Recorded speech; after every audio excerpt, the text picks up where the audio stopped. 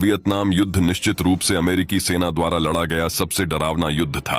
अनेक तरह के जाल ने अमेरिकी सेना को बिना आंसुओं के रोने पर मजबूर कर दिया है। पैडल ट्रैप वहां, हालांकि इस पर पैर रखने के बाद आप सीधे कीलों का सामना नहीं करेंगे, लेकिन जब आप इस पर पूरी तरह से पैर रख देंगे तो आप पैर के आर पार होने वाली कई कीलों के रोमांच का अनुभव करेंगे। सबसे खतरनाक बांस की नोक वाला जाल, जिससे अमेरिकी सेना सबसे ज्यादा डरती थी।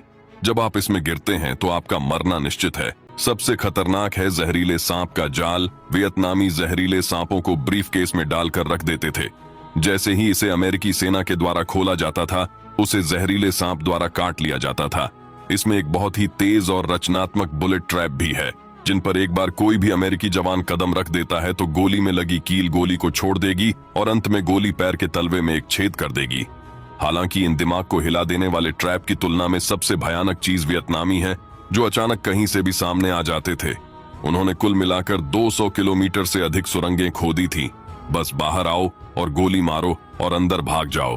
भले ही अमेरिकी सेना के पास सबसे अच्छे उपकरण थे, लेकिन उससे कोई फर्क नहीं पड़ता था। सुरंग सीधी नहीं थी, इसलिए यदि अमेरिकी सेना अंदर ग्रेनेड फेंकती है तब भी वह वियतनामियों को नुकसान नहीं पहुंचा पाएंगे, भले ही हमलावरों ने नीचे दर्जनों टन बम गिराए हों। वियतनामी अभी भी भूमिगत होकर मौज मस्ती कर रहे हैं, क्योंकि टनल में सभी सुविधाएं उपलब्ध हैं, जैसे कि रसोई, अस्पताल, लेटने और हथियार रखने की जगह आदि। यहाँ तक कि वहाँ एक मूवी थिएटर भी बनाया गया है। ये स्पष्ट रूप से एक अंडरग्राउंड शहर है। सुरंगी युद्ध से निपटने के लिए अमेरिकी सेना ने सभी प्रकार के तरीकों का इस्तेमाल किया, जैसे कि जहरीली गैस को सुरंग में डाल देना, लेकिन इसने बिल्कुल भी काम नहीं किया। जब तक वियतनामी नीचे का दरवाजा बंद करके रखते हैं, तब तक जहरीली गैस उन्हें कुछ नहीं कर सकती है। अमेरिकी सेना को कभी पता नहीं चलेगा कि कितने सुरंग प्रवेश द्वार हैं, क्योंकि वह प्रवेश द्वार को घास से ढक देते थे। यहाँ तक कि अगर अमेरिकी सेना वहां से गुजर भी जाए तो भी उन्हें इसका पता नहीं चलेगा। कभी कभी सुरंग का प्रवेश द्वार सुअर के बाड़े और यहाँ तक कि नदियों में छिपा होता था। यह ऐसी जगह हैं जिनके बारे में वे सोच भी नहीं सकते थे। अंततः अमेरिकी सेना को सुरंग में घुसने के लिए मजबूर होना पड़ा।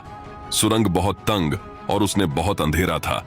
उन्हें न केवल फ्लैशलाइट का उपयोग करना पड़ा, बल्कि सुरंग का एक रेखा चित्र भी बनाना पड़ता है, ताकि वे सुरंग की स्थिति का पता लगा सके। उस स्थिति में यह बदकिस्मत आदमी रेंग रहा था और तभी वियतनामी ने उस पर घात लगाकर हमला कर दिया, जिससे उसे हिलने का भी मौका नहीं मिलता है। और जहरीला सांप, जिसका मैंने शुरू में उल्लेख किया था, अमेरिकी सेना को सुरंग में उससे भी काटा जा सकता है। पूरी सुरंग की अंदरूनी संरचना बेहद जटिल है और इसमें खो जाना आसान है। घबराहट में आप इस तरह के ट्रैप वायर में फंस सकते हैं।